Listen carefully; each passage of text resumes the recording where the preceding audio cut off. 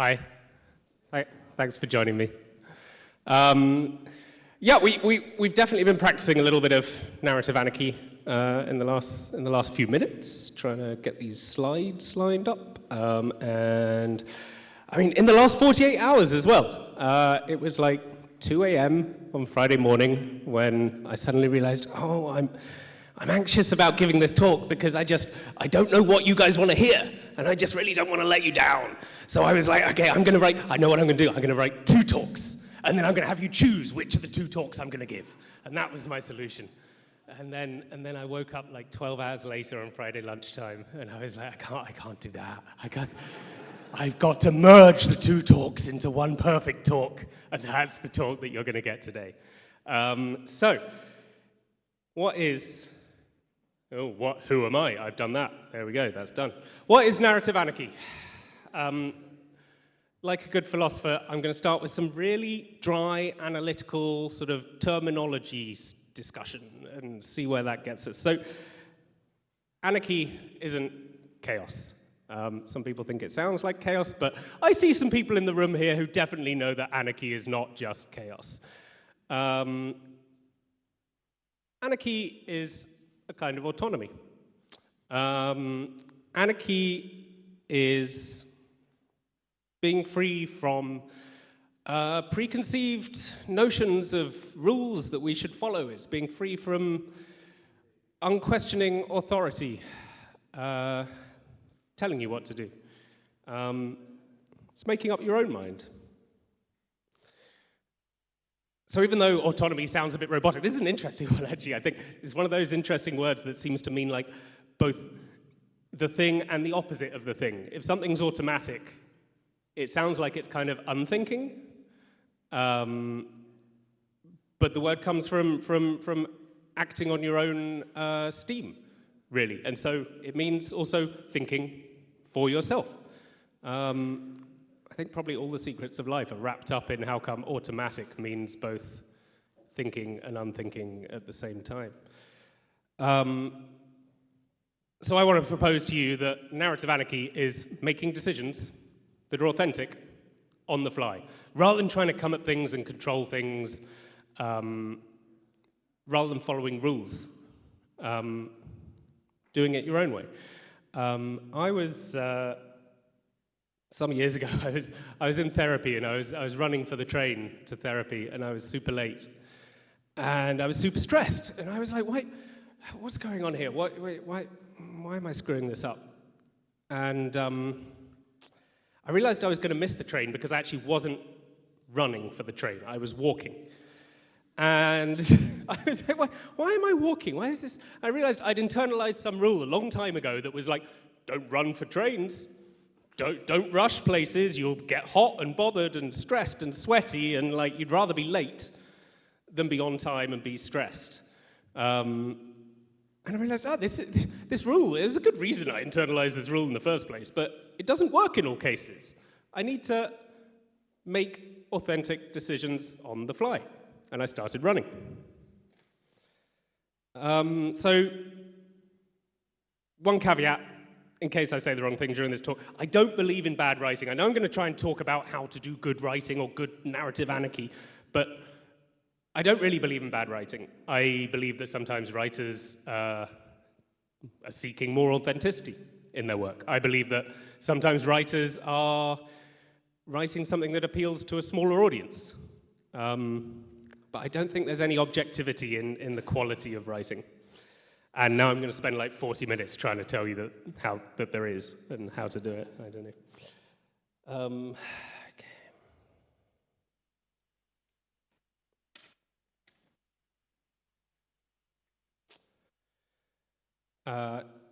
So this I've basically said. There's 2 big parts in this talk, really. The first part is talking about open world structure in Subnautica. This is the second talk that I wrote at like 3 a.m. on Friday. And then I'm going to go back into the first talk and talk about, I guess, a further case study from Subnautica where I'm going to try to explain how narrative anarchy helps solve some problems. So, too far.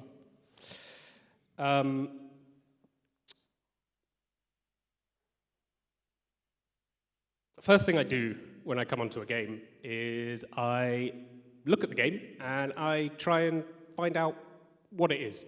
I try to let the game tell me the story, and I try to be like the middleman. I'm just channeling the game. So the first thing I do is I sit down with all the documents, I sit down with the design team, I sit down with the tech demo if there is one, and I just learn everything, I absorb everything that I possibly can about what this game is. And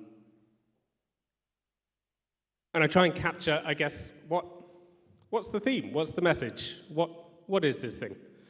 And then what does this thing look like once I sort of filter it through me? And then the second thing I look for is, has someone on this project already done my job for me? Right? Is there already a really good story, or at least a solid enough story that I don't need to do the hard work of coming up with a plot? And like half the time there actually is, which surprises me. And half the time there's like a bad story that I have to fix. And the other half the time there's no story. So that was the case on the Talos Principle. There was like 2/3, maybe more, of this game was built. The environments were built, the puzzles were built, but there was no plot whatsoever. All we knew was we had this like historical, biblical, digital world in front of us that we were solving puzzles in, and we were going to go and work out why. So I looked at this, and I looked inside my heart, and I asked myself, what's inside my heart?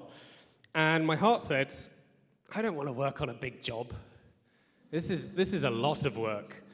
So I could have said no, right? I could have just said, no, I'm not at that stage in my career. I don't want this right now. But I just played a tiny little indie game that my co-writer, Jonas Karatzis, had done, which was exactly in the genre that Crow Team wanted to be in, and the same sort of genre that I was in this philosophical sci-fi space. And I thought, well, yeah, screw it. Let's get Jonas in. Let's see what happens. And Crow Team, I mean, I don't know why, but they said yes. They said, yeah, let's take this guy that's never made a big commercial game before, and Tom says that he made a nice game, so let's give him a job and see what he does with like a multi-million-dollar project. And it worked.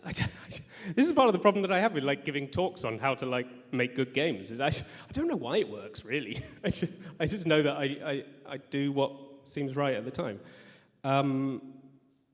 So the first thing we did was look at the game and pitch some plots, right? And we each pitched a couple of plots on Talos, and like my plot was some of you might be old enough to remember Encarta Mind Maze. There we go. It was like a sort of really basic dungeon crawling adventure game that shipped with Microsoft's digital encyclopedia. And you went around talking to people, fighting people, and sometimes it would ask you questions from the encyclopedia. My idea was like it's an Encarta world in virtual reality that's like been left abandoned on the internet somewhere, and it's developed sentience. And you're going to be like a digital archaeologist, like a digital Indiana Jones. You can go back in there and you're going to talk to the characters and all this sort of stuff. And Crow Team was like, no, we want Jonas's plot. And Jonas's plot was like, it's digital gods and AIs becoming sentient and what it means to be human, and humans have an apocalypse, and like all of this like stuff that I found so boring.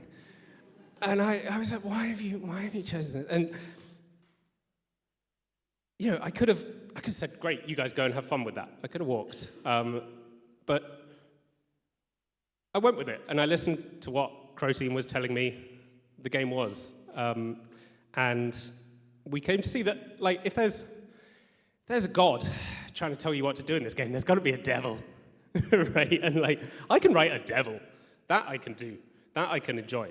And that's what I did. And it worked. It seemed to work. People seemed to like the game. The new one has just come out on Thursday.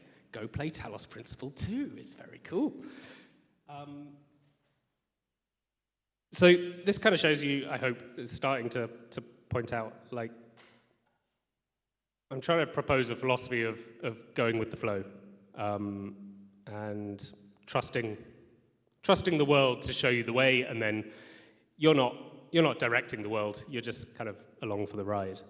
And very frequently, I find if I love something, other people love it. But if I hate something, I'm quite often the only one. Like, there's horses for courses. So we're going to move on to Subnautica.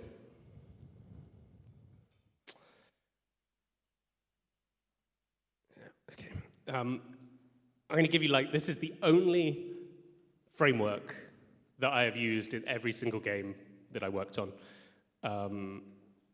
And it's I'm quite analytical, but I really don't think much about high-level design and why I'm doing the things that I'm doing on games. I just write. But here it is. This is what I do. So some definitions. Push story is what I call the story content that you have to do to complete the game. The stuff that we force on you as you play that you can't avoid. Pull story is what I call the optional content, all the stuff that player has to go looking for. And then reactive story could be push or could be pull, but it's all of that irreversible, influential story stuff that happens in your game. So irreversible story is like there's a bomb and you're gonna diffuse it or detonate it, and it's going to kill or save a whole bunch of main characters. Like that's reactive story. You can't go backwards from that. You can't detonate the bomb before it's been planted. Versus reactive story, unreactive story, which is everything else. It doesn't need to be like static story. It doesn't need to be, it's easy if it's newspaper articles and diary entries and all this sort of stuff, but it can be like live dialogue. It just has to be sufficiently separate from everything else that it doesn't react with it.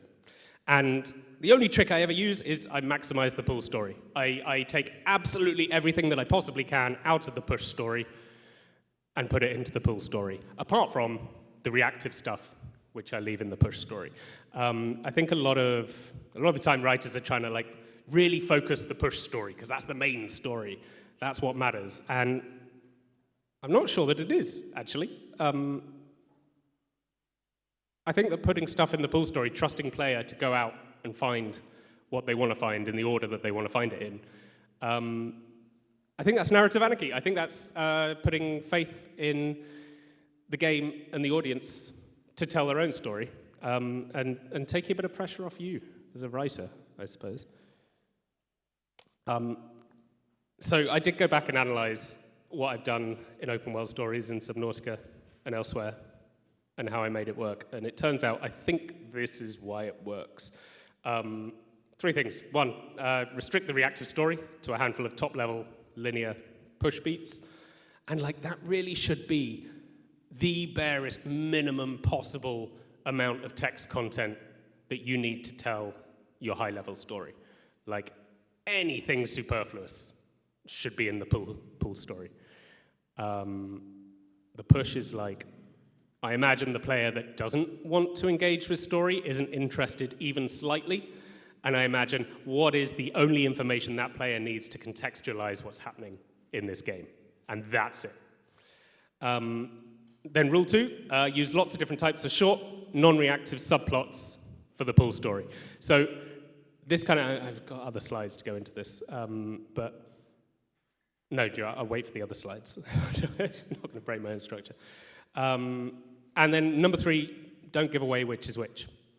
Don't be signposting the pull and the push and the reactive and the unreactive. And yeah, that seems to work for me. So this is literally the only the only reactive push story in Subnautica. That's it. It's 5 beats. It's kind of 3 beats if you only count the groups.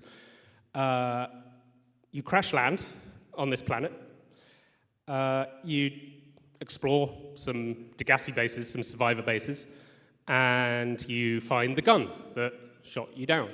And you get infected with an alien disease, and you need to do all 3 of those things to progress into the alien bases. They're just simple hard lock with a key. And you need to go to all of the alien bases to unlock the Emperor enclosure at the end of the game, and that's it. And everything else in the game basically is totally optional. There's like some creature scans, there's some PDA voice, your survival computer talking to you. Some of that's kind of push narrative because it triggers when you do certain things on the main thread. And then you find some life pods that have crashed. You have like visions of the Sea Emperor here and there. Again, I guess that's kind of push. And that's really it. And there's a lot of reasons why this works, but that's the fundamental structure. And like, if you've got a story that you can't reduce down to like 3 to 5 plot beats, then you might have an overly complex story. So I think this can be applied in a lot of cases. So here's why I think it works. By making most of the plot be pull story and be unreactive, I'm making sure that it doesn't matter what order you encounter it in, right? And by keeping those subplots short, I make it easy for it to be suspenseful, no matter which order you encounter it in. If a story you encounter the ending before the start, that's okay if it's only 3 beats, because it becomes a mystery, right? I see the big dramatic thing that happened at the end of the story, and by the time I get 1 or 2 more beats in that story, I've found out why that big dramatic thing happened. Of course, if I find it like 1, 2, 3, fine, that's the way I intended. But if I've got like an 8-step narrative subplot, and I find it in a random order, like I'm just going to be confused. It's just messy. So like in Subnautica, the Degassi bases, the survivor bases, there's 3 of them, right? And you can, in principle, find the second one before you find the first one and all this sort of stuff, but that's okay because it's short enough that it's not going to break. And it doesn't affect anything else in the story. So open worlds are always a trade-off between non-reactive story on the one hand versus either linearity or redundant branching, right? Either most of your story is unreactive pull story, or you're gonna have to just have a straight line of like 20 main missions. Or otherwise, every main mission you're gonna have to write like 5 times because you could encounter it in any order. That's a lot of work. You could do it, but it's a lot of work. So this seems to work better for me. Here's some useful things that Subnautica did that let us get away with this. It doesn't have a map. It's quite famous. It took a lot of fighting to keep it that way. But fortunately, it was the director of the company that wanted no map, so that's what happened. And there's no objectives, right? Not in the formal sense. We never stick a thing in your HUD or in your PDA saying you must go and do this thing now. Occasionally we'll put like a waypoint on the screen, which you can turn off and on, but we only really do it at the start of the game just to like get things going. And so all of the objectives, everything that you try and do in this game, you do off your own steam. And then there's the soft gating. It is possible to find like the second or third bit of story before the first one, but it's really unlikely because the amount of work you would have to do to avoid the soft gates of like, you're going this deep in the ocean and you need this kind of technology to get there. Like, funnily enough, the first piece of story is attached to the technology that you need to get deeper. So you could work really hard to break this, but generally speaking, you're going to find things in roughly the right order, and that helps. So at the simplest version of that story, you're just diving deeper to discover more. And at the complex version, you're doing all of this stuff for yourself. You're scanning the radio for distress signals and going to find survivors. You're finding life pods, you're investigating signals, you're following clues to characters you care about. You're learning about the ecosystem, and you're finding a way home. Those are both valid interpretations of that story. And here's what I think the trick is. This story structure that I showed you is nothing revolutionary. It's exactly the same as they do in GTA or Skyrim. It's just a string of linear main missions and then a bunch of optional side missions. But the difference is Subnautica doesn't point that out. It lets you find your own way. And that, I think, is really the trick. It's really how it's presented rather than what it is. Yes, that is my bit on that. So we're going to zoom in a bit and look at one particular design challenge that I tried to resolve anarchistically on Subnautica. How am I doing? I'm almost exactly on time as well. I'm quite happy with myself. So, like I said, I come onto a game and I look at the docs, I look at the game, I talk to the team, and I see, has someone done my job for me? And on Subnautica, someone had done my job for me, which was great. And this map is it.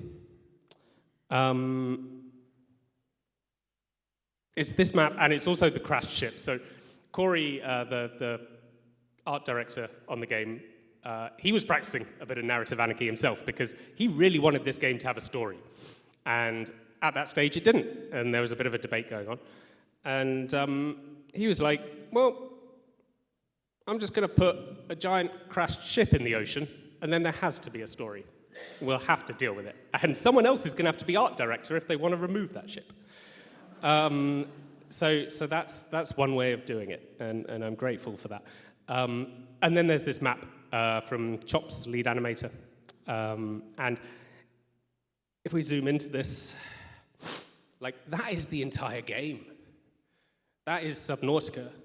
You start in the shallows, you explore down, you build submarines, you meet ever scarier creatures, you go into caves, blah, blah, blah, blah, blah. Like, that's pretty much it. So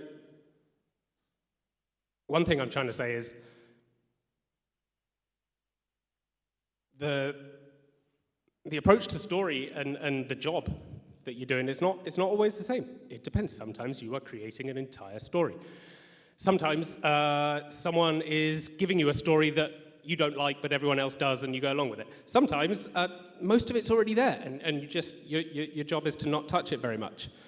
I'm just going to blow my nose.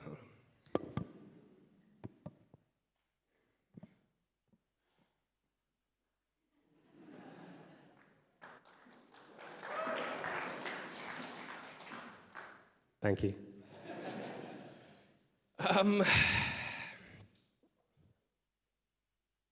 Right, so I looked at this map, and I was like, there's one problem. There's one problem with this map.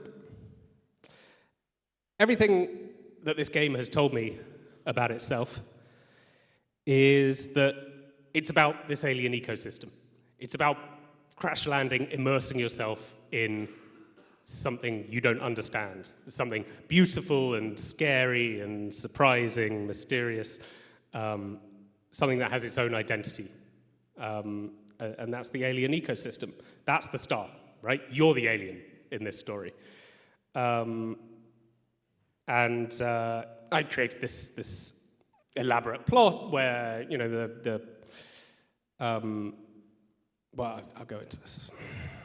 There was one problem that I had with this map, and it's this: aliens and a flying saucer. And I love aliens and flying saucers. I don't have time to do that talk. But this wasn't right to me, because this is taking the denouement of the game, the conclusion of the game, and relocating it to something that's not part of this ecosystem. This is totally boring. Why did I build this whole beautiful alien ecosystem just to get to the bottom of the ocean and have some alien have a dialogue with me and put me in a spaceship? That's not what the game is. So I came up with something a bit different, and we had, fortunately enough, we had a giant emperor fish that we didn't know where it was going to go, and that went into the final enclosure.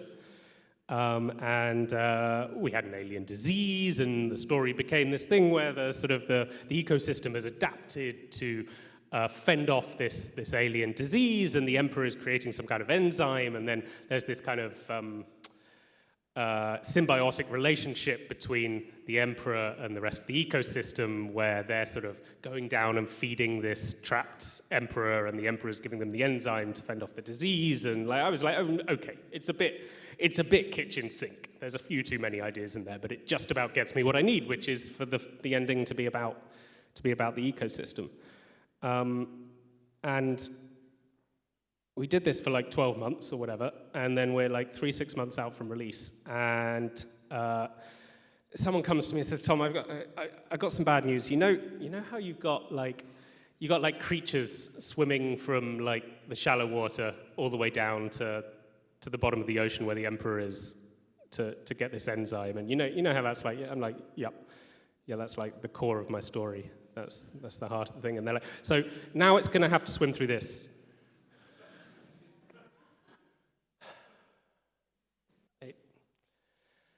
And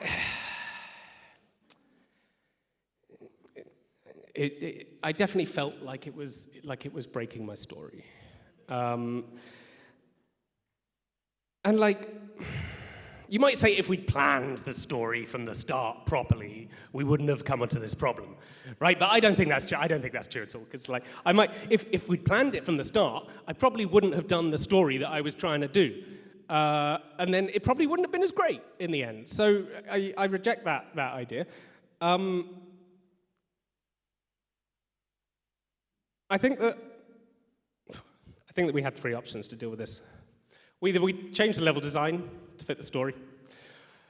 We change the story to fit the level design, which I call a story handwave. This is where we do one-liner dialogue, right?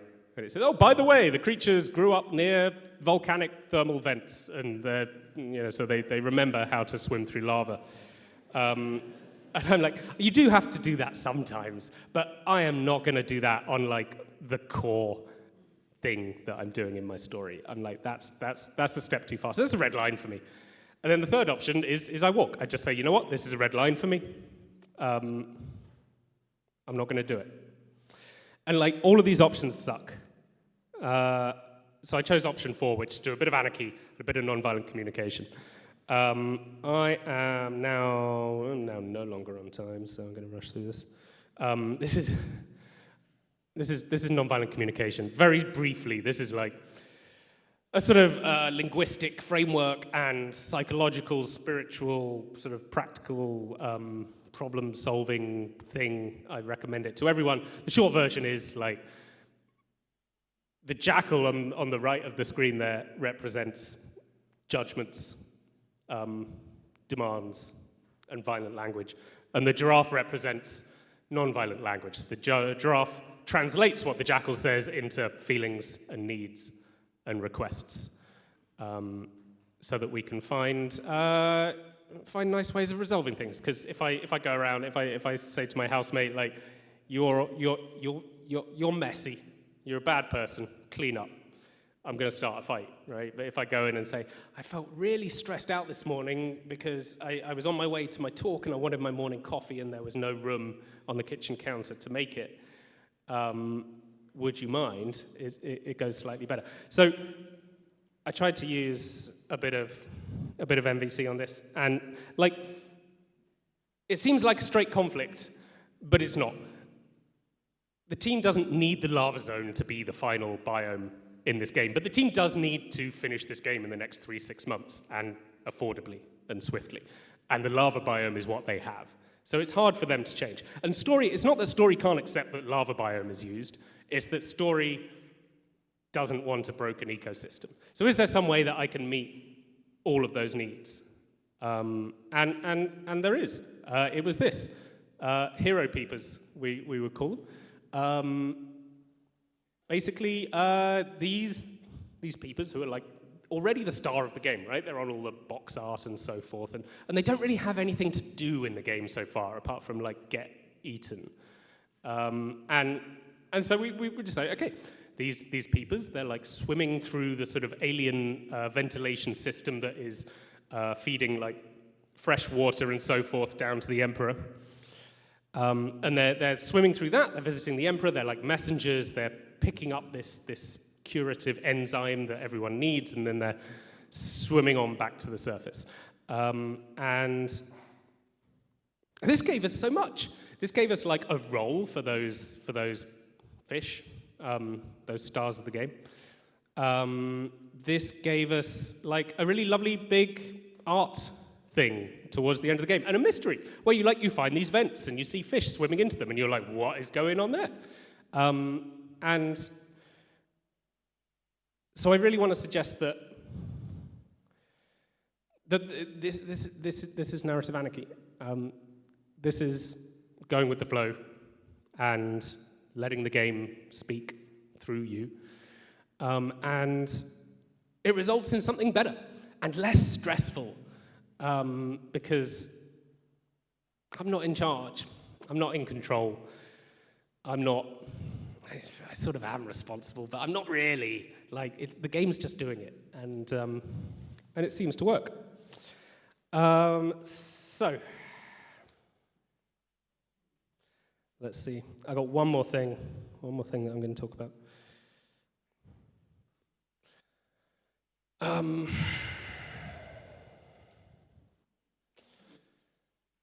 I suppose maybe there's been like a vibe through this talk of sort of letting go, I suppose, and how to maybe stay true to your creative intent, and the importance of that, the importance of not just trying to follow rules, not trying to do things right, but rather just trying to see where your heart is going, where the world is going, and follow along. And most of the mistakes I've made have been times when I really should have just let go, and I tried too hard to cling on to control. I'm just going to give one quick example. And the point that I'm trying to make here, I suppose, more broadly, is to do narrative anarchy, you kind of do need to have red lines, I suppose, is what I'm saying. You need to approach every conflict as if there's a creative, wonderful solution that meets everyone's needs. But the reality is sometimes there will not be. And you kind of got to know that at some point, if someone says,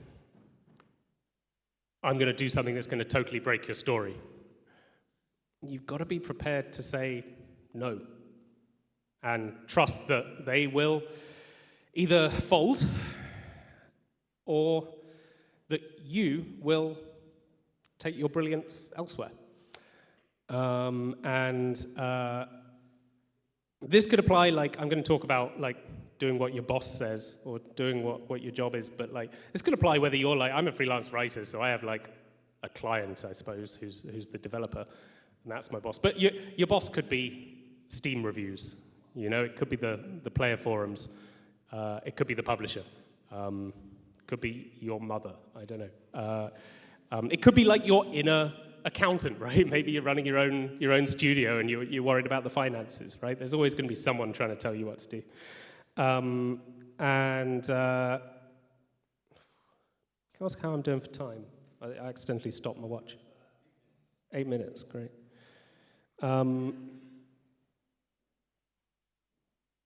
So there was one time, I'd done this 3 times. 3 times in my career I walked because my red lines got reached. And I'll give one example on a game that I won't name, where basically I did my usual thing. I did my 3 plot pitches and things like this, and we worked for a week to and fro on that. And then they came back to me with like a PDF that they'd cut and pasted different sections of different plot pitches together, and they sent this to me in email and said, "This is the story now." And like I should have seen the writing on the wall then, right? This was when I started trying to control and trying to hold on, when I should have just let go. And I replied. I pushed back. I said, "Look, there's obvious plot contradictions in this PDF you've sent me, so we can't do that." And they said, "Okay, we'll make those changes," and so on and so forth. And then they sent me a giant spreadsheet to write all the dialogue into, and I did all that. And at the end of that first draft on the spreadsheet, I said, "Okay, go away, build the rest of the game, come back to me when you're ready for the next draft." And they said, "What next draft?" I never worked on a game that was like halfway through development and had a final draft of story. I said, "You're going to need another draft." And they said, "We know how to make narrative games. We're not going to need another draft." And I said, see you in 12 months. And 12 months later, they came back to me and they said, "So Tom, we're going to need another draft. Can you do it for less money?" It wasn't about the money. It was about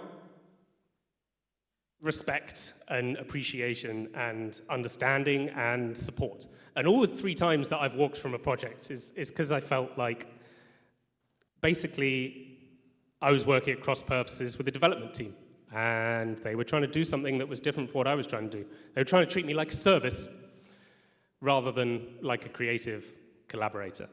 And really what I want to say is, like, this capitalist system that we all exist in, like, it wants us to think that we're there, that we're doing a service, that we have these kind of responsibilities. But narrative anarchy says that we're here to express ourselves in creative collaboration with other people, and we just happen to get paid for it. And you are an artist first, and you are a person doing business second. And not all the time can you like walk away from your job. I know that, like, maybe it's your first job, maybe you need the money to stay afloat.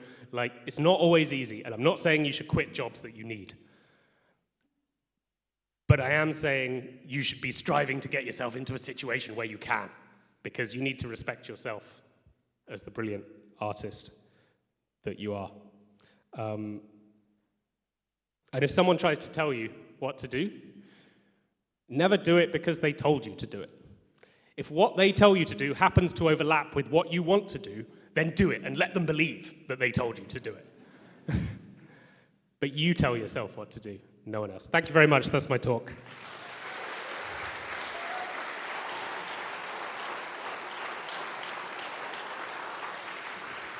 Do we do a few questions, or are we done? We've got 5 minutes, so if you do it quickly, if that's okay. Sure. We have time perhaps for a couple of questions. Would anybody like to ask one of those 2 questions? Hands up would be the conventional way of indicating it, yes. Could you pass this microphone down?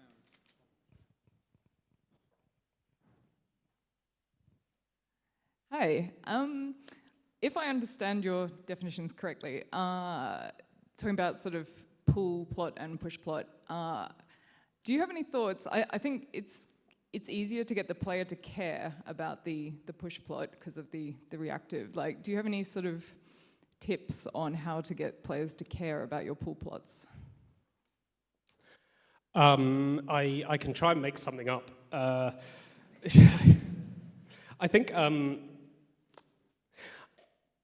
the key is probably trying to bring player into those unreactive plots as much as possible and make them about player. So, for example, when we do like, you get radio signals at the start of Subnautica from people in distress saying, "Please come rescue me," right? It's unreactive because You can totally like find the life pod before you get the radio signal. Maybe you can't. Maybe we only spawn the life pods once you get the signal. I forget. But the key there is I think player feels like they're involved in that story because they received that distress signal. And they didn't receive like you must go and find this life pod objective. They happen to listen to the radio, and plenty of people don't listen to the radio, and they never know that's happening. So player feels like they're involved, player feels clever for finding that thing. And besides that, I think, I still think it's just keep it short. Have lots of different things going on. Keep it interesting, because player doesn't know what's coming next. I would get very bored if I was reading the same one character over and over and over in lots of different orders. But if I don't know what the next thing is, and that's something Subnautica does very well, I think. It's radio signals, it's diaries, it's creature scans, it's visions, it's a lot of different things, and that keeps it exciting, I think. Thank you.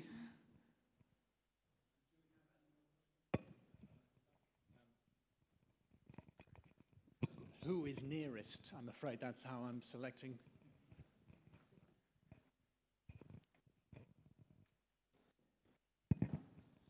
Thanks. I wanted to know about reactive events, and what do you see as like the main consequence to have too many reactive events inside your push story? Yeah, right. So reactive events are going to result in either linearity or branching. And that's the really tricky thing. Like, this is really about what kind of story you want to tell. Like, if you're trying to tell the story that is like a group of, 3 or 4 main characters who are there throughout the story, and big things happen in their relationships, and lots of stuff happens, like, it's going to be hard to do an open world game that way without tons of linearity or tons of branching. And yeah, I think you can do something that approximates that. It's just that you're only going to have like 5 big scenes where those relationships build and change, because otherwise it's going to look and feel like GTA or Skyrim, where I know this is the main mission, I know the structure of this thing, and it works in Subnautica because I never know anything or see anything other than what's immediately in front of me. I don't know what the structure of the game is. I don't know what's out there for me, and that's what makes it work. Thank you. I think we have time for one more. Could you pass this down?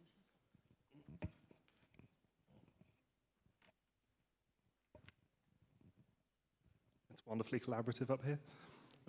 You mentioned trying not to signpost which bits of the story are going to be reactive or not.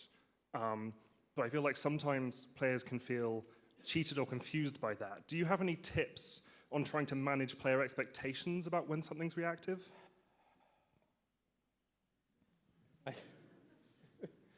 I mean, these are all things I have to think about.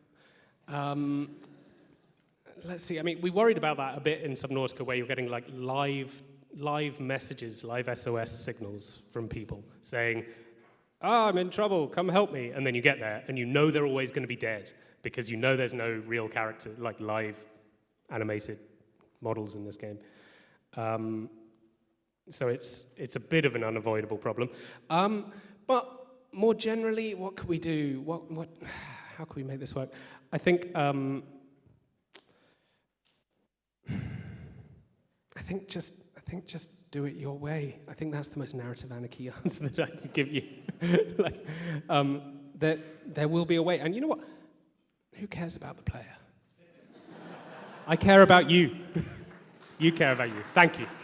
Who cares about the player? Thank you very much, Tom Jubert.